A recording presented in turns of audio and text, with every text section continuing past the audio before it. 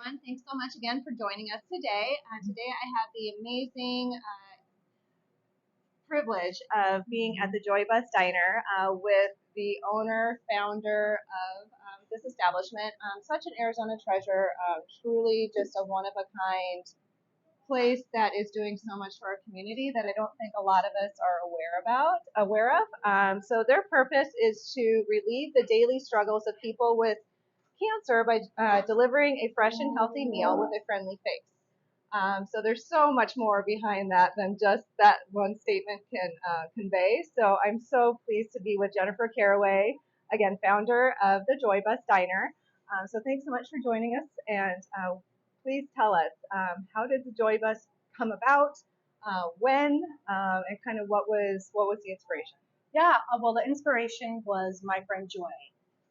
She was amazing. She was diagnosed with ovarian cancer back in 2011. And it was her grace and her fight and just her confidence and grace that inspired me to do this in her honor. But I just started making meals and bringing them to her just to show her that I cared, because she really didn't need me. You know, she had a really awesome family and best friend that took very good care of her. So the only way I knew how to show her that I loved her was through food. So I decided that I would just start creating little great treats for her to show her that I cared about her. And then from there, I mean, we're here. I tried to look for places that could do something similar, that could bring her food while I wasn't able to. And when I couldn't find anything, I decided to create it. And with a lot of help, we're here 11 years later. Wow, that's amazing. So your background is in food and... Correct. Okay. So this is all I've ever done. Okay. I started working in restaurants when I was 14, 15, Wow. Okay. bussing tables, washing dishes. And so this is my happy place. So apparently I'm like a masochist or something, because it's an insane industry. But it's really everything I've done my entire life has led me to this point. So you've really been able to couple what your life passion was with something that is so much more meaningful. I'm so lucky. I mean, doesn't everyone want to be able to find their passion and turn it into their life? I'm very fortunate. Yeah, absolutely. That's so cool. So your friend Joy had a support system. She had a strong family, and she still found so much joy and from what you were doing for her. So you're taking that to the next level by providing that to people who may not have that support system. Is that correct? Correct. And I didn't realize how important the companionship aspect of our service is, because for me, it was all about the food. Right. Yes, I was sitting with the people I was delivering the food to because I just really enjoyed their company, but I wasn't doing it for that purpose. I just was creating rad food, I thought, and delivering it and dropping it off. But throughout the years, our volunteers have really just taken ownership of our mission and added that companionship component to the organization, which I'm super grateful for, because that's them taking ownership of our mission, which is why we're still here, because I've been fortunate enough to surround myself with people that are compassionate and intelligent and really do want to do something bigger than themselves. That's amazing. Yeah, because I think that mental health aspect of fighting a disease like cancer is really, really crucial. It does take such a toll on families. Sadly, I think too many families are impacted by cancer, mine included. So it's, I think, yeah, I mean, for them to embrace, the whole aspect of not only feeding their bodies, but their minds and their souls is really cool. Yeah, and even for like the people that we service that might have somebody else in the home, like that person has heard all of their stories. You know, they're that shoulder. Yeah. As you know, like a caretaker, there's a lot of weight on It's your a burden. shoulders. Yeah, it's a burden of love and compassion, but it's still it's hard. It's hard. Yes. It's very hard just to have somebody else walk into your home that's a fresh face, that cares about you, that lives in your neighborhood, that is interested in your stories. I mean, as you mentioned, mental health is crucial during that time in your life. I mean, in general, but most importantly, when you're on that journey, it's very nice to know that your community cares about you. Absolutely, and that you're not alone, and that there are other people. Sorry. Yeah, I think, for all of us that do have, cancer in our lives, it's, I think just what you're doing is so much more special. So. A lot of help. So tell us more about what goes into your food and what goes into making this place alive. And because I know it is so community grounded. So tell us a little bit about how this all came to be and how you're outreaching into the community and how they're supporting you and how your menus are developed and all of that fun stuff. So, like I said earlier, apparently I'm a masochist. This was quite the feat to take on. Yes. And when I had presented it, to my board, I said, look, we're going to incur the cost of a commercial kitchen regardless. So why not open it to the public and have 100% of the proceeds fund our mission? They were like, hell no. No, that's insane. Like the restaurant business. But yes, it adds a lot of extra work to what we're doing, but it has allowed us to create that community that I don't know how we would have done otherwise. Right. Because what other nonprofit do you feel comfortable just walking in the door and sitting at a table and crying and laughing and eating? I don't know. It makes it tangible. It does. Yeah. I don't know of any other place that exists where you have that comfort and that sense of community. Mm-hmm. And that community goes far into the meals. So we go to our farmer who's been donating to us since day one. He's amazing. Farmer Frank Martin, such a good man.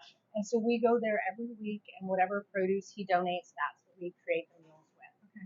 And so the meals are created with a lot of love and organic produce, and so they change, obviously, with the season. Uh-huh. Mm-hmm. And so we're very, very fortunate, again, to have that part of the community as well, who's taken ownership of our mission. Wow. And so what goes into the development of the meals? I know we watched your episode 1, I think More Than a Meal video series. So we watched video 1, which we thought was fantastic.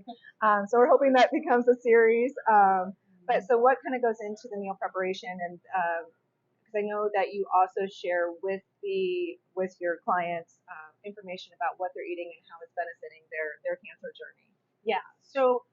Which has been cool. Over the years, it's been a learning process for us as well to be able to just create meals with whatever you're given from the farm. But it's been a lot of self-educating as far as reading on what ingredients are good for you during treatment, how they taste, how it may alter.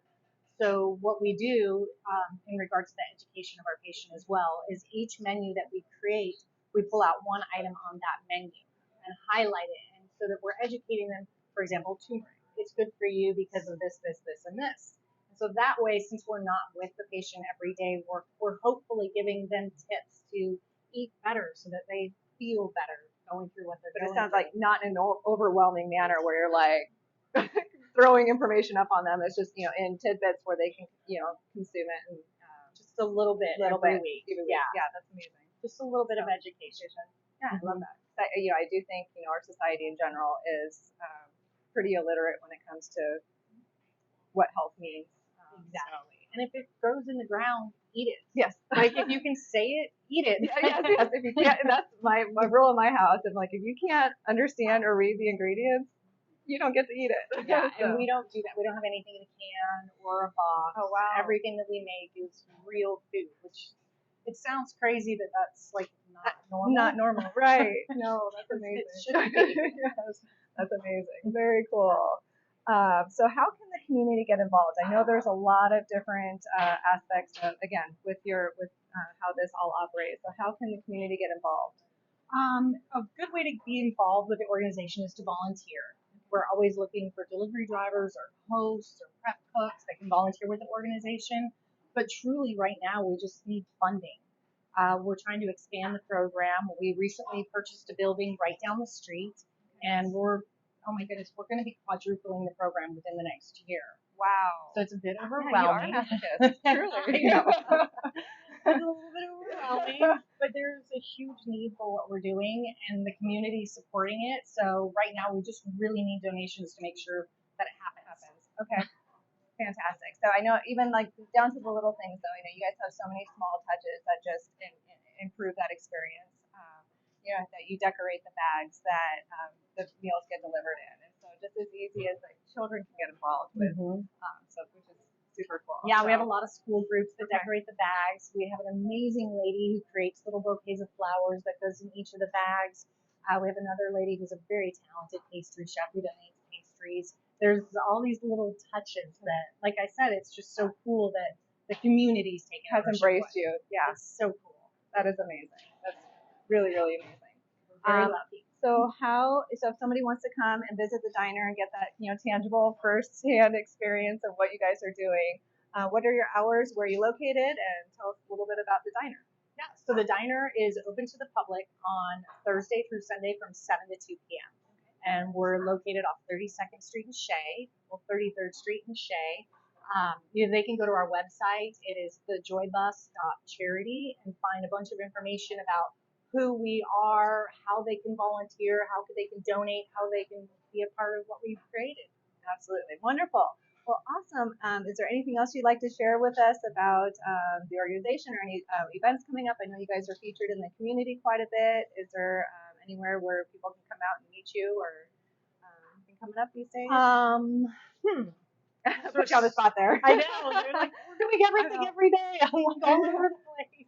I did see you guys out at Sing Farms for the wine festival not too long ago. Yes. That was super fun. And then we're doing the Arizona Food and Wine Festival in November.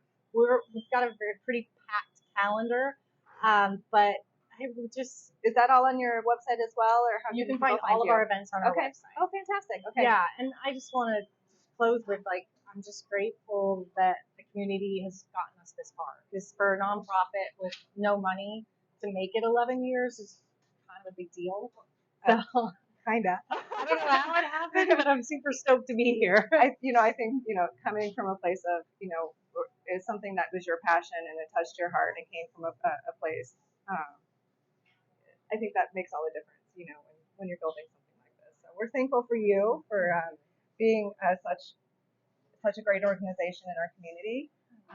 So we hope you guys can all come out and check out the Joy Bus Diner, have a meal, interact with everybody here, see what they're all about, get involved, decorate a bag, give them a donation, volunteer to make deliveries to some of their wonderful families. We really hope that you get involved. We are blessed to have them as one of our community partners as well. So we hope all of their information is on our website as well. So we hope that you check them out and get involved. Thank you again for joining us today. Again, I'm Lauren Jewett with the Inspired Living Real Estate Collective. If there's anything that we can assist you with, please don't hesitate to reach out. And if you have a small business that you would like featured, also give us a call. Thanks so much.